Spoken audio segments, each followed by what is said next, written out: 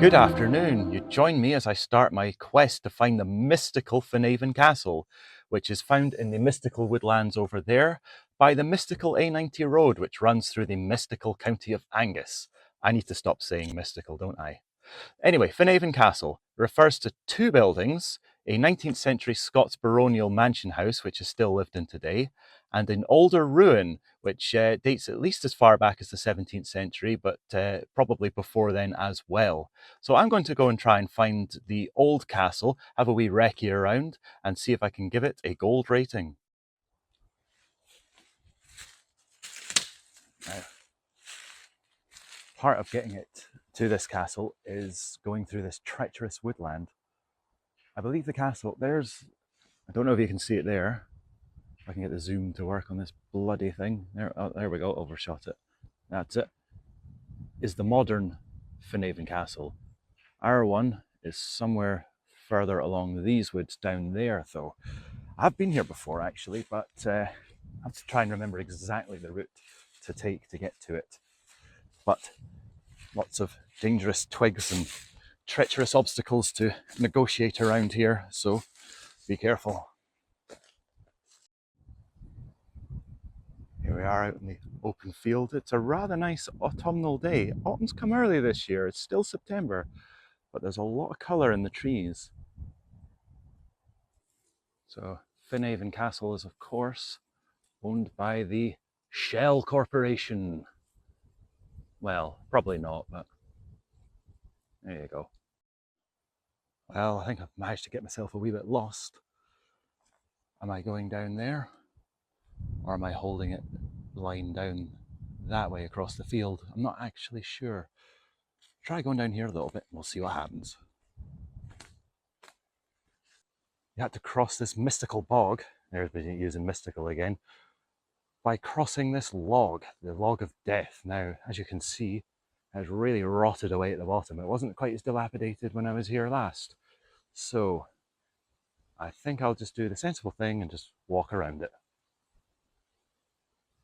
Now, I think the first glimpse of the castle might be through these trees.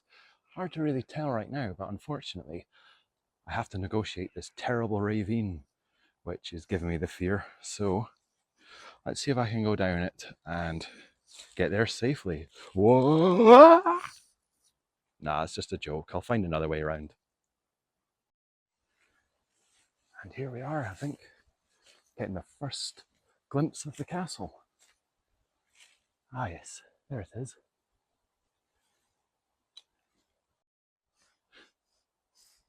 And here we are, we found it. The old Finhaven Castle in all of its brilliant glory. Let's go and have a look.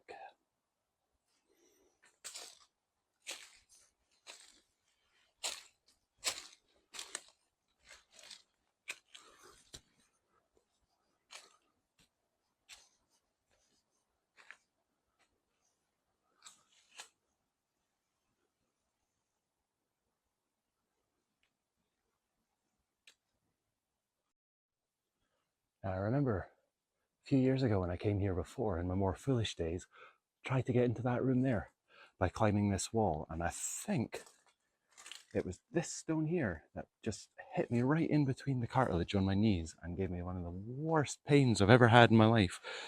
And it was like that for at least a week. So yeah, I'll just film it from down here because you can pretty much see everything you need to see from here. Nice wee cool room. But there's more of them up there. So what you can see here is a 86 feet high, 5-story L-plan tower house. Now this tower dates back to 1600, I believe, but it's said to have been tacked onto a much more extensive, older existing structure. Now, I've got some info in my little notebook. In the 14th century, the Lindsay Earls of Crawford owned the land and built this castle, but it was also mentioned by the prophet Thomas the Rhymer, who said of it, "When Finhaven Castle rins to sand, the world's end is near at hand." Now, this is in a pretty abysmal condition, and so is the world right now, so make of that what you will. But he died, Thomas the Rhymer died in 1298, so if he was really talking about this castle, then it dates at least as far back as the 13th century. But obviously this existing structure is about 1600, so the early modern period. Now, actually, presumably it fell into ruin in subsequent centuries from 1600 onwards. The estate was bankrupt and sold to the Lindsays of Spiny, I think, and then passed into the hands of the Carnegie family. So they obviously eventually must have built the new castle later on while this place fell into ruin. But there's enough of it still here to really appreciate what a magnificent building it could have been in its day. And down there you've got the remnants of a stair that goes down to the basement, an arch, maybe an old cellar, and a deep trench down there. Let's go and have a look at that. So that's the remnants of the old cellar. Way to go down these stairs. Have a look inside. It's very dark and I forgot to take my torch, unfortunately. But it's quite sizable in here. It's a vaulted cellar. I think you might be able to get a bit of the view of this now. The light's getting into the camera. But this is amazing. So cool.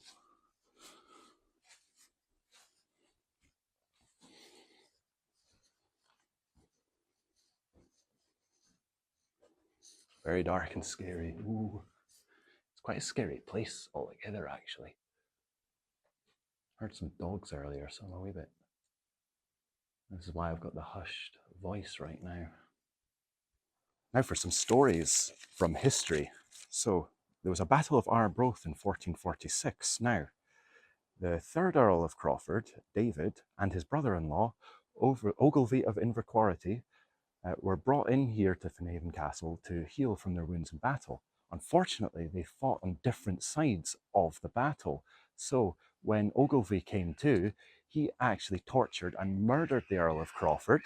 And in revenge, the Earl of Crawford's widow, who was Ogilvy's sister, smothered Ogilvy to death with a pillow. Now, in 1452, a later Earl of Crawford was defeated at Brecon, and he vowed to pass 7 years in hell to regain his honour. But only 11 months later, James II pardoned him, and he was received and entertained at Finhaven Castle. Now, James II, he was still pretty angry about what had happened in the battle, and he had sworn in anger at the time to reduce the highest stone of Finhaven to the lowest, presumably meaning completely flattening this castle. However, he had calmed down by that point, so he symbolically removed the highest stone from the castle, just a single stone, and dropped it to the bottom, and that satisfied his honour. Some of the top of the tower is intact. Up there you can see a nice design on the sort of turret. And there's the sign I always end up ignoring, but should probably obey. Oh well. I quite like this building. It's got that very lost to nature feel, but it's still very much intact. You could tell what it used to be, which is pretty cool. So, after a wee bit of consideration, I think I'm going to give Finhaven Castle a gold recommendation. It's been really fun to come here, had to crawl through trees, fall down ravines, sneak about. So it's been quite a fun adventure to get here. That always plays highly in my recommendations. And when I finally got here, I was rewarded with a wonderful tower house, well preserved, lots of interesting history and stories. You could even go inside it down there, which I thought was really fun as well. So I think overall, this sits well in my gold recommendation category. So thank you for watching and join me on the next adventure.